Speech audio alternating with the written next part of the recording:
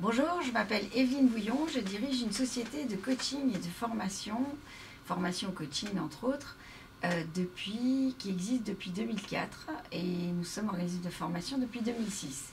Je vais essayer de répondre aujourd'hui à la question la plus posée en général en début de contact avec les gens qui m'appellent ou qui me parlent, à savoir à quoi sert le coaching, comment ça fonctionne. Donc le coaching en fait va résoudre ce problème en essayant avant tout de vous aider à sortir de votre espace problème. Pourquoi ? Parce que quand on est dans un espace problème, quand on a un problème en fait, on est dans une intrication de tout un tas d'éléments qui ensemble, reliés ensemble, sont trop compliqués. Un peu comme une bobine de fil qui est inextricable, dont il n'y a plus possibilité de défaire les nœuds. J'ai aussi l'habitude de dire que c'est un peu comme une constellation d'étoiles dans laquelle vous avez des tas de solutions potentielles perdues, mais qui ne sont pas reliées en fait à votre véritable besoin. Donc comment ça fonctionne pour sortir de cet espace problème? C'est qu'en fait on va aller construire l'espace solution. Dans l'espace solution, en fait, vous avez vos ressources, vos bons réflexes, tout ce qui est processus de résilience, c'est-à-dire capacité à surmonter des difficultés traumatiques. Vous avez tout ce qui peut vous aider en fait à améliorer la situation actuelle. Donc l'idée, c'est de premièrement clarifier vos objectifs. Pourquoi ? Parce qu'en fait, très souvent, les objectifs ne sont pas clairs au début du coaching et c'est une grosse partie du travail dans pratiquement chaque séance de coaching. Donc, comment on clarifie un objectif ? Il y a par exemple, si quelqu'un arrive en me disant « je ne me sens pas bien à mon travail », ça, ce n'est pas un objectif atteignable puisqu'il n'est pas précis, contextualisé. Qu'est-ce qu'un objectif précis, contextualisé et qui est atteignable du coup ?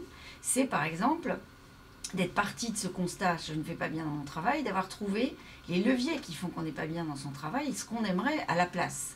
Donc par exemple, j'aimerais mieux m'entendre avec tel collègue, j'aimerais être capable de négocier mon augmentation, j'aimerais me reconvertir dans ma société ou sortir de ma société et entamer un processus de formation pour aller vers un autre métier. Ça, ce sont des objectifs qui deviennent déjà un peu plus précis. Donc, comment ça marche le processus du coaching ? Eh bien, en fait, on va remarquer donc que tous ces objectifs mal clarifiés vont être intriqués. Et aussi, on va remarquer que chaque être humain qui est en face de nous, vous en particulier, vous êtes fait de tout un tas de choses qui fonctionnent bien, des talents, des ressources qui sont méconnues ou qui existent dans d'autres domaines de votre vie.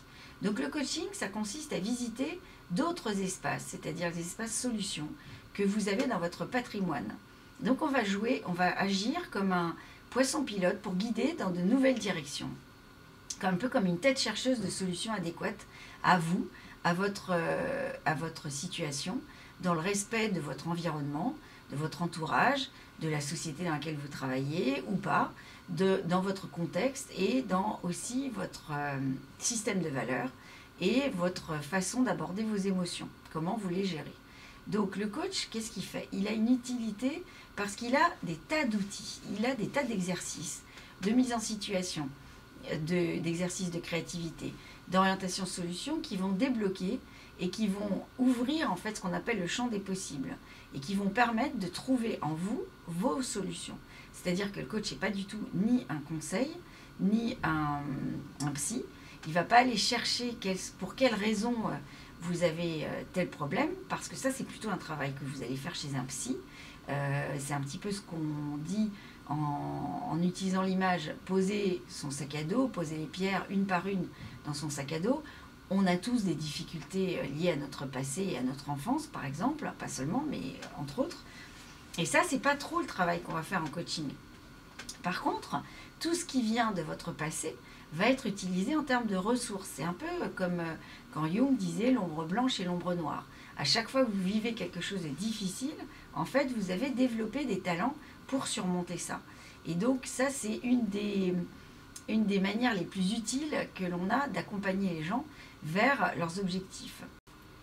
Une autre caractéristique du coaching qui est fondamentale, c'est le fait qu'on travaille dans le concret, c'est-à-dire que chaque séance agit un petit peu comme un palier. On va petit à petit, en fait, aider la personne à gravir des étapes pour arriver à atteindre ses objectifs. Donc, entre chaque séance, en fait, déjà pendant chaque séance, on a clarifié un objectif atteignable, on a trouvé des solutions et on a mis en place des plans d'action, d'accord? Ensuite, quand la personne sort du coaching, elle a des choses à tester, elle a des exercices à faire, elle a des attitudes à mettre en place, elle a des nouvelles manières de se comporter en fait dans sa vie qu'elle va tenter en fait. Et quand elle revient à la deuxième séance, c'est à partir de tout ce travail d'observation et de tentative de nouvelles solutions que l'on va repartir. C'est-à-dire qu'on ne repart jamais à la case départ. Donc c'est aussi ce qui fait que c'est très concret et pratique, c'est que c'est dans le quotidien que la personne va pouvoir mettre en place des solutions et voir si elles fonctionnent. Et ainsi de suite à travers les séances. Donc le coaching, ça a comme impact de reconstruire énormément la confiance en soi, puisque la personne en étant coachée se rend bien compte qu'elle a tout un tas de solutions inexplorées, sur lesquelles elle peut tenter des choses, inventer des nouvelles postures, des nouvelles attitudes, utiliser des nouveaux mots, utiliser aussi des outils. On apporte aussi des outils de management concrets, des outils d'organisation, des outils de motivation, des outils de clarification aussi par rapport aux autres. Donc on se rend compte que les gens qui sont coachés, au bout d'un moment, ils deviennent un peu coach pour les gens qui les entourent et ils se transforment petit à petit. Ils créent une visibilité sur leur avenir, ils ont un regard neuf, ils ont des objectifs positifs et atteignables et petit à petit les épreuves s'estompent. Donc le coaching en fait fonctionne comme quelque chose qui se concentre sur ce qui marche pour la personne et spécifiquement à elle, dans sa logique, dans ses besoins, ses forces, ses croyances, c'est sa cohérence en fait qu'on reconstruit. Donc souvent, les proches collaborateurs ou même la famille vont dire à la fin d'un coaching ou pendant le coaching, c'est incroyable, cette personne s'est transformée ou elle ne s'habille plus pareil, elle n'a plus du tout la même attitude en réunion. Il se passe des choses vraiment concrètes qui sont observables en fait, même de l'entourage. Donc ça, c'est vraiment extrêmement positif. Une autre question que vous pouvez vous poser du coup, c'est mais si c'est pas du psy et si j'ai des problèmes émotionnels importants, est-ce que tout ce côté très rationnel du coaching, est-ce que ça va être bienvenu? Bien sûr que ça va être bienvenu. Pourquoi? Parce que en fait, dans chacune des difficultés que vous allez exposer, il y a des ressources potentielles et il y a aussi ce qu'on appelle les besoins. C'est-à-dire que finalement, quand quelqu'un, par exemple, est agressif régulièrement, très souvent, c'est parce qu'il n'a pas, agressif ou triste ou n'importe quel type d'émotion négative, c'est qu'il n'a pas entendu le besoin qu'il y a derrière. Il le repousse ou il le redoute parce qu'il a été conditionné, parce que c'est pas comme ça qu'on l'a éduqué, parce que c'est pas comme ça il pense qu'il faut se comporter en entreprise, dans sa famille ou ainsi de suite. Et ce qui fait qu'il devient sourd à son besoin profond qui est en général assez atteignable. On peut y répondre. Donc nous, notre travail, ça va être d'accueillir volontiers les émotions négatives et de chercher en fait ce qu'elles viennent exprimer. Une des métaphores que j'utilise aussi, c'est de dire que quand quelque chose vient vous pourchasser régulièrement et tout le temps, en fait, sans vraiment que vous en trouviez de solution, sans que vous y trouviez de solution, c'est que votre inconscient, vos ressources inconscientes vous disent « occupe-toi de ça, occupe-toi de ça, c'est un truc super important pour toi ». Donc par exemple, on va répondre à des besoins qui n'ont pas l'air d'être liés en fait au problème de base. Mais et pourtant, ça va être vraiment ça la solution, c'est de trouver quel est le besoin qui est derrière. Alors, vous allez me dire, ça c'est connu, si vous connaissez un peu les outils possibles du développement personnel, il y en a beaucoup. Le coach, en général, il va être formé à des outils comme la programmation neurolinguistique, la gestalt, la communication non violente, dont je parlerai dans d'autres vidéos plus en détail, mais qui vont permettre d'accueillir toutes ces émotions pour pouvoir en faire quelque chose de positif et de constructif. Et en gros, je donne un exemple, quelqu'un qui est agressif à répétition, on sait par expérience que la colère, c'est un des outils humains pour défendre son territoire. C'est-à-dire qu'en gros, nous, ce qu'on voit, c'est l'image qu'on a dans la tête pour aider la personne, c'est comme un chien qui grogne. Quelqu'un qui se met en colère régulièrement, c'est qu'en fait, on atteint son espace de confort. On est en train de manger son territoire sur quelque chose de fondamental pour lui. Donc, tant qu'on n'a pas trouvé ce en quoi ce territoire est important, qu'est-ce qu'il faut respecter et du coup, comment il faut l'exprimer à l'entourage d'une façon positive et constructive, bien sûr que la colère va revenir régulièrement, taper à la porte. Et donc, la personne subit en fait sa colère. Elle n'arrive pas à la surmonter. Or, si on trouve le besoin qui est réel derrière. Et si on trouve une manière intelligente de tester comment on pourrait y répondre d'une autre manière, en fait, la personne, naturellement, petit à petit, gère beaucoup mieux sa colère.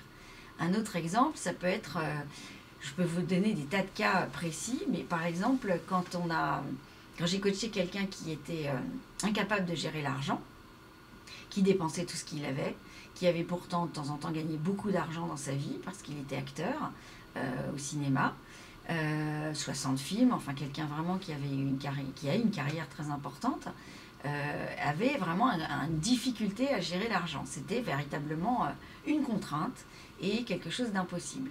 Qu'est-ce qu'on a fait? Évidemment, on a trouvé les liens dans son histoire. Ça venait entre autres du côté carcéral de ce que ça représentait pour lui. C'est-à-dire que cette personne n'était pas capable sans aide, sans accompagnement, de voir en l'argent la partie positive, la liberté que ça pouvait apporter, le fait de bien gérer l'argent, qu'est-ce que ça pouvait lui donner comme atout, comme nouvelle manière de vivre, comme tranquillité, comme même un flux positif en fait dans sa vie. Et donc ça, c'est une histoire vraie et je peux en raconter des dizaines comme ça. On a fait une séance pour décrypter un peu la situation, comprendre les liens, d'où ça venait effectivement, accueillir les émotions qui étaient extrêmement dures par rapport à ça, relier ça à son passé. Et très vite, on a trouvé quel était le moteur pour lui, quel était l'intérêt pour lui de gérer l'argent d'une façon positive. Et en fait, c'était quelque part dans une volonté d'y trouver de la liberté. C'est-à-dire que c'était sortir de cette vision carcérale de je suis coincé par l'argent, mais justement mettre en place des processus d'organisation personnelle, de manière de voir les choses, de croyances aidantes, on appelle ça, qui faisait que l'argent devenait un outil de bonheur et de liberté. Eh bien, ce monsieur m'a rappelé, on a fait ça à la deuxième séance, ce monsieur m'a rappelé après ces 2 séances, on n'a fait que 2 séances, en me disant, c'est incroyable, j'ai maintenant 5 comptes, je transvase d'un compte à l'autre, en fait, ce dont j'ai besoin, je gère mes priorités, c'est extraordinaire Evelyne, j'arrive à gérer l'argent simplement en 2 séances de coaching. Voilà. Donc ça, c'est un bon exemple, et je pourrais vous en citer d'autres. Donc, les difficultés que vous rencontrez, même très émotionnelles, même très pour vous relier à votre histoire privée, sont bienvenues en coaching. Mais elles ne seront pas traitées de la même manière que par un psy. Elles seront utilisées pour construire un espace solution. Et donc, j'ai l'habitude de dire que c'est en opérant de petits miracles que le coaching accompagne de grands changements.